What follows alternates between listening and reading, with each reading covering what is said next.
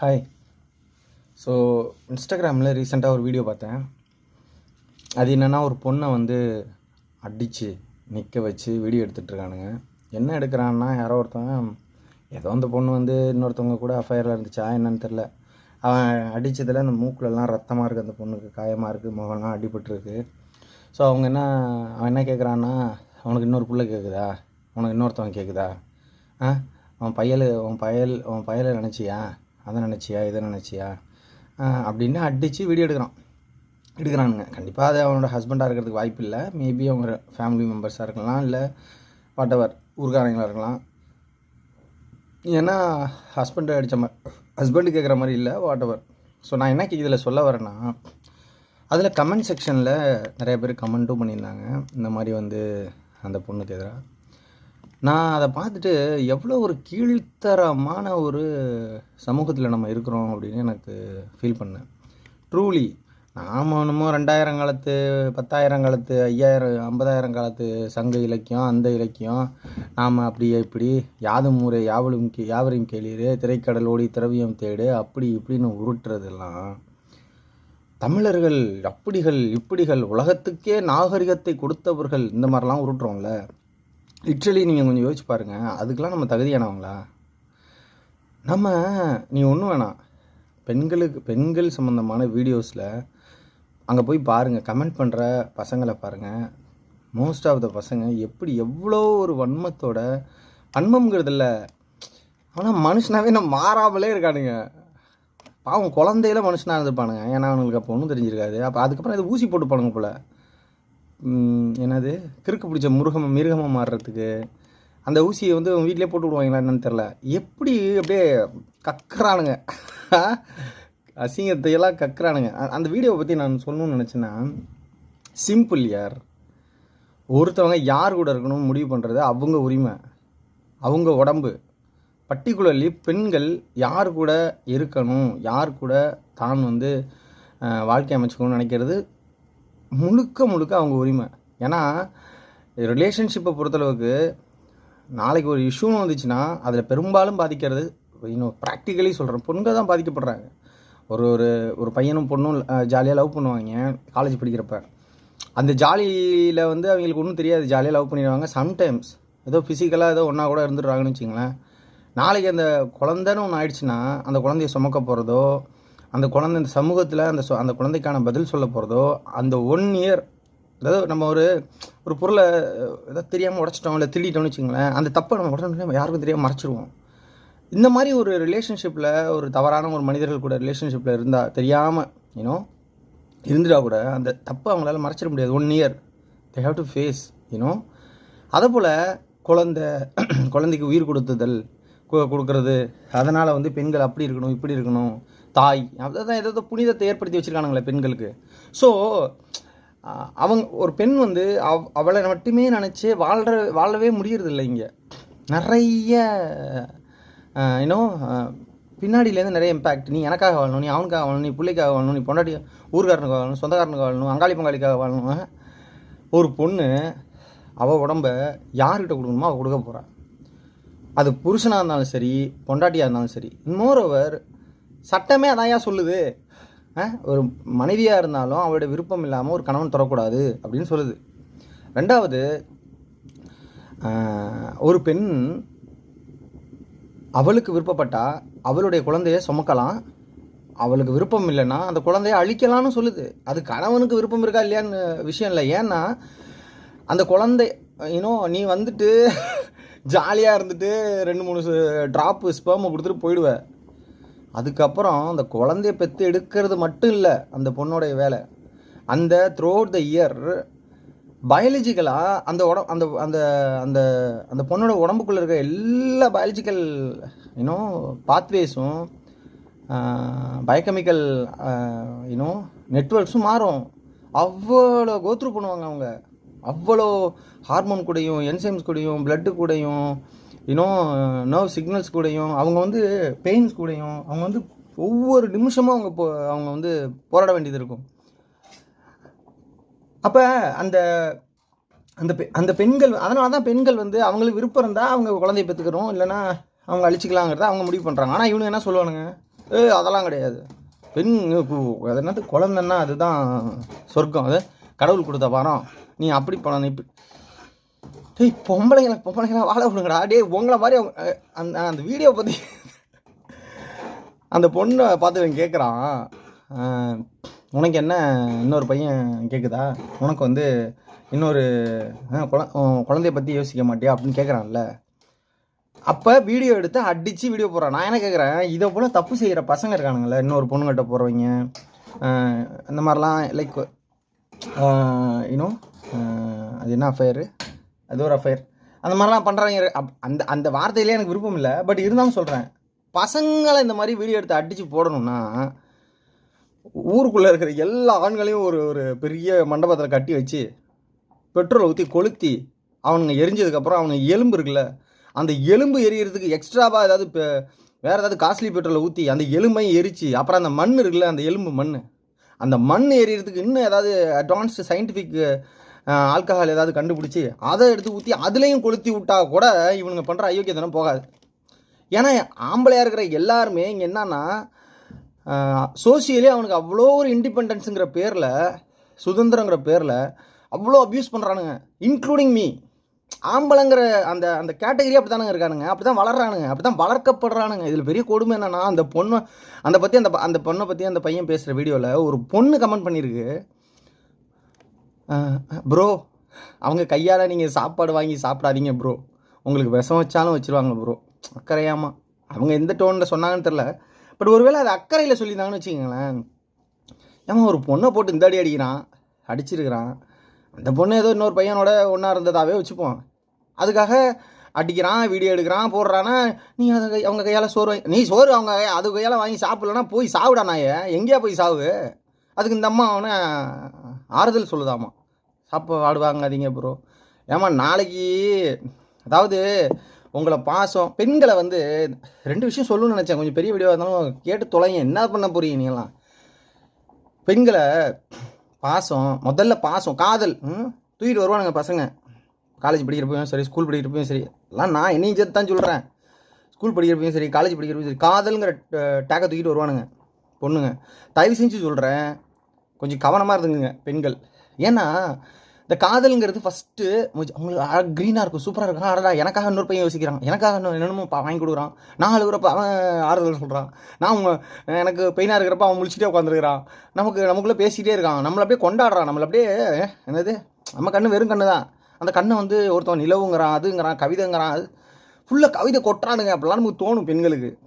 Literally இந்த காதல்களில் 90% காதல்கள் demanding marriage, கல்யாணத்தை பண்ணணும்னு டிமாண்ட் பண்ணுது இந்தியன் சொசைட்டியில்.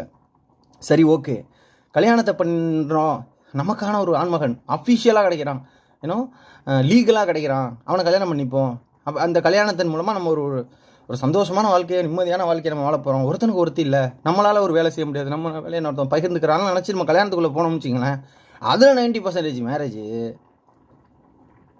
அக்ரிமெண்டட் மேரேஜாக இருக்குது. லைக் வந்து நான் சொல்கிறதா நீ கேட்கணும், எனக்கு பிடிக்காது நீ செய்யக்கூடாது, அதில் ரொம்ப தெளிவாக இருக்காடுங்க பசங்க. இதில் வந்து அது என்ன பாசம் பொங்குற காதல் கல்யாண வாழ்க்கையாக இருந்தாலும் சரி, ஃபிசிக்கல் ரிலேஷன்ஷிப்பில் குறிப்பாக ஒரு பெண் தன்னுடைய ஆசையை எப்படி அவள் ஹேண்டில் பண்ணணுங்கிறது இருக்குல்ல, அவளோட ஆசையை, அவளோட விருப்பத்தை அவள் எப்படி ஹேண்டில் பண்ணணுங்கிறது, அதை முழுக்க அந்த ஆண்கள் தான் டிசைட் பண்ணுறானுங்க. இது வந்து இந்த சில பெண்கள் வந்து போதையிலே இருக்குங்க. அது ஒரு புருஷன் கிடச்சிருவான், இல்லைனா ஒரு லவ்வர் கிடச்சிருவான், கொஞ்சிக்கிட்டே இருப்பான், பிடிச்சதெல்லாம் வாங்கி கொடுத்துட்டே இருப்பான். இந்த அம்மா ஒரு ட்ரெஸ் கேட்டால் 2 ட்ரெஸ் வாங்கிட்டு வந்து கொடுப்பான். இப்படியே அந்த கொஞ்சல் மோட்லேயே வச்சுருப்பாங்க. அப்போ அந்த பொண்ணுங்கள்லாம் எப்படின்னா ரொம்ப ஹாப்பியாக இருக்கும். ஆண்கள் வந்து அப்படியே பார்த்து தாங்குறாங்க நம்மளை. இந்த சில பெண்கள் அறிவு கட்டத்தனமாக அப்படி வராளுங்க, அப்படி பண்ணுறாங்க, இப்படி பண்ணுறாங்க. ப்ரோ, ஒருத்தவங்க வாழ்க்கையும் ஒன்று ப்ரோ, ஒருத்தவங்க லைஃப்பும் வித்தியாசமாக உள்ளது. ஒருத்தவங்களுடைய லைஃப் பேஜஸ் வந்து டிஃப்ரெண்ட்டாக எழுதப்பட்டது. அவன் என்ன பிரச்சனை, அவன் என்ன வைத்தறிச்சு, அவன் என்ன கடுப்புங்கிறது அவன் லைஃப் வாழ்ந்தால் தான் தெரியும். நான் என்ன சொல்கிறேன்னா, பெண்களை குறை சொல்கிற ஆண்கள் பெண்கள் செய்கிற அதே தவறுகளை செய்யாமல் இருக்காங்களா? அந்த வீடியோ எடுத்து போட்டாலும் அந்த பையன், நான் ஒன்று சொல்லட்டுமா, சொல்லணும்னு நினச்சேன். சிம்பிள், என்னை பொறுத்தளவுக்கு டு த ஹோல், நான் கடைசியாக இது ஒன்று சொல்கிறேன். இந்த கல்யாணம்ங்கிற கான்செப்ட் தாங்க பிரச்சனையாக இருக்கிறதா நான் பார்க்குறேன் பெண்களுக்கு. கல்யாணங்கிற கான்செப்டே வந்து பெண்களுக்கு ரொம்ப மோசமான விளைவுகளை ஏற்படுத்துது அவங்க வாழ்க்கையில். எப்படின்னு சொல்கிறேன்னு கேளுங்களேன். அதான் சொல்ல வந்தேன். பெண்கள் அவங்களுடைய சுதந்திர வாழ்க்கையை ஒரு காலகட்டம் வரைக்கும் இந்திய சமூகத்தில் வாழ முடியறதில்ல. குடும்பங்கிற அமைப்புக்குள்ளே இருக்காங்க. ஆண்களும் அப்படி தான். குடும்பம் அப்பா அம்மா சொல்கிறதான் கேட்குறான். கொஞ்ச நாளுக்கு அப்புறம் அந்த அடலசன் ஏஜில் அவன் வந்து ஆண்கள் வந்து திறந்து விடப்படுறான். பூட்டை உடச்சி வெளில போ அப்படின்னு விட்டுறாங்க. ஏன்னா பெண்கள் திரும்பி கட்டுப்படுத்தப்படுறாங்க. அது அப்பா அம்மாங்கிற பேரில், அப்புறம் தம்பிங்கிற பேரில். அவன் தம்பி அவனோட 10 வயசு கம்மியாக இருந்தாலும் பரவாயில்ல, தம்பி சொல்கிறத கேளுன்ட்டு போட்டுடுறாங்க. அதுக்கப்புறம் புருஷனும் ஒரு புது கேரக்டர் வருது. அந்த கேரக்டர் லவ்வராக இருந்தாலும் சரி, வீட்டில் பார்த்து வச்சாலும் சரி, புருஷன் சொல்கிறதுக்கு மேலே நீ எதுவும் பண்ணிடாதம்மா அப்படின்னு ஒரு லாக்கை போட்டுடுறாங்க. அதுக்கப்புறம் புருஷன் செத்துருவான். சரி, புருஷன் செத்து போயிட்டானே, இந்த சின்ன வயசுலேயே செத்து போயிட்டானே, இல்லை வேற ஏதோ செத்து போயிட்டானா, உடனே ஊருக்காரங்களாம் சேர்ந்து எத்தடி உன் புள்ள பிறந்துருச்சு, இதுக்கப்புறம் இவளுக்கு ஆசையை பாரு. சரி, புள்ள பிறந்து புள்ளைய வளர்த்துருச்சு, புள்ளைய கல்யாணமே பண்ணிட்டோன்னு வச்சுங்களேன், புள்ள வயசு வந்து இவ்வளோ பெரிய ஆளாயிடுச்சு, இதுக்கப்புறம் இவ்வளோ ஆசை. எப்போதாண்டா ஒரு பொம்பளை ஆசைப்படுறோம்?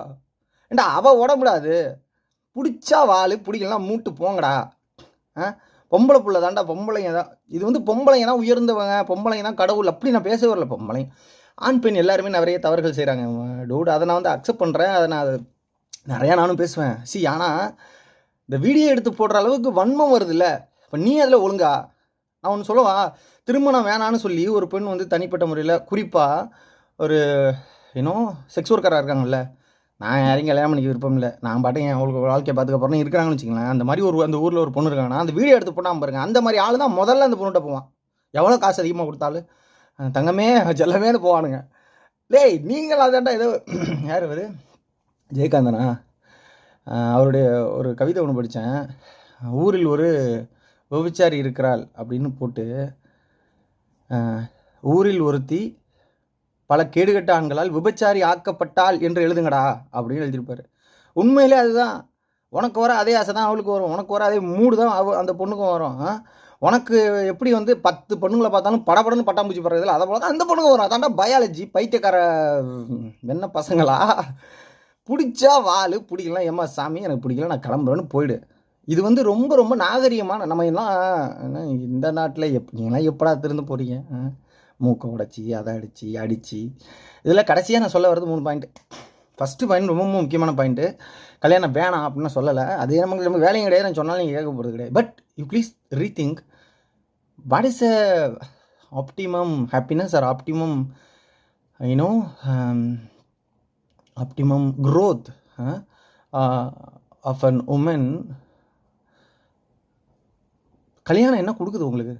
உண்மையிலே கல்யாணம் என்ன கொடுக்குது? அது போதுமா? சரி, கல்யாணம் கொடுக்குது, அது என்னென்னத்தெல்லாம் தடுக்குது? அதை கொஞ்சம் யோசிச்சு பாருங்கள். எனக்கு தெரியல. என்னோட பார்வையில் நான் என்ன நினைக்கிறேன்னா, கல்யாணங்கிற கான்செப்ட் தான் உங்களை அக்ரிமெண்டட் லைஃப் கொண்டு போகுது.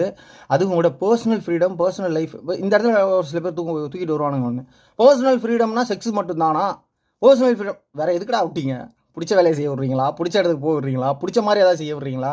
பிடிச்ச சோறை திங்க விட்றீங்களா?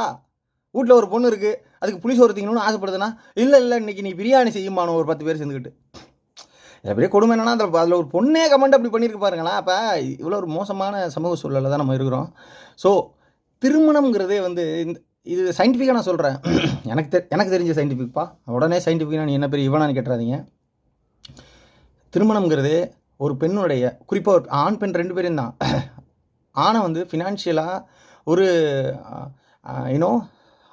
ஒரு கட்டுக்குள்ளே கட்டி வைக்கிது, இன்னொருத்தவங்க கூடயோ அல்லது இன்னொரு சமூகத்து கூடயோ ஒரு ஃபேமிலி கூடயோ. அதே போல் ஒரு பெண்ணை வந்து எக்கனாமிக்கலாங்கிறத தாண்டி அவளோட உடல் ஆசை, அவளோட எமோஷன்ஸ், அவளுடைய பர்சனல் க்ரோத், பர்சனல் இன்ட்ரெஸ்ட் எல்லாத்தையுமே பிடிச்சி அதில் கட்டி வைக்கிது. She can not escape. அந்த பொண்ணு அடி வாங்குறப்ப அந்த பொண்ணு ஏன்டா அடிக்கிறேன்னு கேட்கல, நீ ஒழுங்காடான்னு கேட்கல, ஏன்னா ஊருக்குள்ள எவனோ இந்த மாதிரி போல அடாங்கிற ஏன் உடம்புடா ஏன் எவனோ கொடுமாட்டான் அந்த பொண்ணு சொல்லு. அது பயந்து நட்டிங்க, ஆமாம் தப்பு பண்ணிட்டேன்னு அழுகுது. அப்போ பெண்கள் மத்தியிலே இது என்னன்னா, அந்த அது என்னது, நம்ம வேறு எது பேசினாலும் வேகமாக பெருசாக பேசிவிடுவோம். அது என்னது, மாஸ்டர்பேஷன். அந்த சுய இன்பம்னு சொல்கிறாங்கல்ல. ஒரு காலத்துலலாம் சுய இன்பம் பண்ணுற ஆண்களையே அப்படியே கில்ட்டினஸை கிரியேட் பண்ணி ஆண்கள் எல்லாம் சுய இன்பம் பண்ணால் அது பெரிய உலகமாக குற்றம், அது மாதிரி பண்ணுறவங்க மனுஷனே கிடையாது, அது மாதிரி பண்ணுறவங்கலாம் அதெல்லாம் இதுவே கிடையாது, அதெல்லாம் பாவத்தின் உச்சக்கட்ட அடையாளம். அதெல்லாம் நம்ம பசங்க அப்படிலாம் பேச விட மாட்டானுங்க. அதெல்லாம் என்ன ஆம்பளைங்களே, ஏன்னா சமூகம் அப்படி தான் அவங்களே வச்சுருந்துச்சு. அது பெண்களை இன்னும் தீவிரம், அதெல்லாம் ஐயோ பெண்கள் இது சிகரெட் அடிக்கிறதே அப்படி தானே, சின்ன சின்ன விஷயங்கள். சரி, நான் என்ன சொல்ல வரேன்னா, அப்படி வந்து ஒரு சின்ன விஷயத்தை கூட அண்டர்ஸ்டாண்ட் பண்ணிக்காத, ஒரு பயாலஜிக்கல் நீடை கூட அண்டர்ஸ்டாண்ட் பண்ணிக்காத ஒரு ஒரு அற்பமான சமூக சூழலில் தான் நம்ம வளர்ந்துக்கிட்டு இருக்கோம். ஆனால் நான் இந்த இடத்துல என்ன சொல்ல வரேன்னா, 2 3 விஷயம். பெண்கள் வந்து தயவு செஞ்சு எது பண்ணாலும், நீங்கள் எது பண்ணாலும் நீங்கள் எது பண்ணாலும் கில்ட்டியாக மட்டும் ஃபீல் பண்ணாதீங்க. கொலை பண்ணாலும் கூட இப்படிலாம் இன்னும் இந்த இடத்துல நான் அப்படி சொல்கிறேன். கொலை பண்ணுறதுனா போய் எடுத்தோடனே ஒருத்தனை குத்துறது கிடையாது. உங்களை கொலை பண்ண வந்தால் ஒருத்தன் கொலை பண்ணுறது லீகலாகவே அது சரியாக தானே இருக்குது. நான் அந்த இடத்துல கொலை பண்ணுறத பற்றி கான்செப்டை சொல்லலை, அந்த எக்ஸ்ட்ரீமுக்கு கூட சொல்கிறேன். டோன்ட் ஃபீல் கில்ட்டி யார். உங்களை ஒருத்தன் தப்புன்னு சொன்னால் நீ அதை பண்ணுறியாடான்னு கேளுங்க. அவன் பண்ணுறான்னா போராடியாவது அடி வாங்குங்க, சும்மா மட்டும் அடி வாங்காதீங்க. இதுதானே உண்மை. இன்னொன்று சொல்கிறேன், 2 பேர் வாழ்கிறாங்க, 2 பேருக்குள்ளே ஒன்றாவே வாழ்கிறதுக்கு இவனுக்கு இவ்வளோ தான் பிடிக்கணும், இவளுக்கு இவனை தான் பிடிக்கணுங்கிறதுக்கான நிறைய அதில் ஃபேக்டர்ஸ் இருக்குது. நாட் ஓன்லி அதில் செக்ஸ் மட்டுமே இல்லை, அதில் வந்து எமோஷனல் பேலன்ஸ் இருக்குது, அதில் வந்து பிஹேவியரல் பேலன்ஸ் இருக்குது, சிச்சுவேஷனல் பேலன்ஸ்லாம் இருக்கியா. ஒரு சுச்சுவேஷனில் என் புருஷன் எனக்கு அழகாக தெரியும், ஒரு சுச்சுவேஷனில் என் பொண்டாட்டி எனக்கு அழகாக தெரியும், இன்னொரு சுச்சுவேஷனில் எனக்கு அப்படி தெரிய மாட்டா. நம்மளாம் ஒரு பூச்சிங்கயா, மனுஷ பூச்சிங்க, அவ்வளோதான்யா. ஆடு மாடு மாதிரி நம்மளாம் ஒரு பயாலஜிக்கலி ஒரு மேட்டர்ஸ். இது நிறைய சேஞ்சஸ் இருக்குது. அதனால் பெண்கள் வந்து தயவு செஞ்சு திருமணங்கிறத தயவு செஞ்சு இதை ரீதிங்க் பண்ணுங்கள்.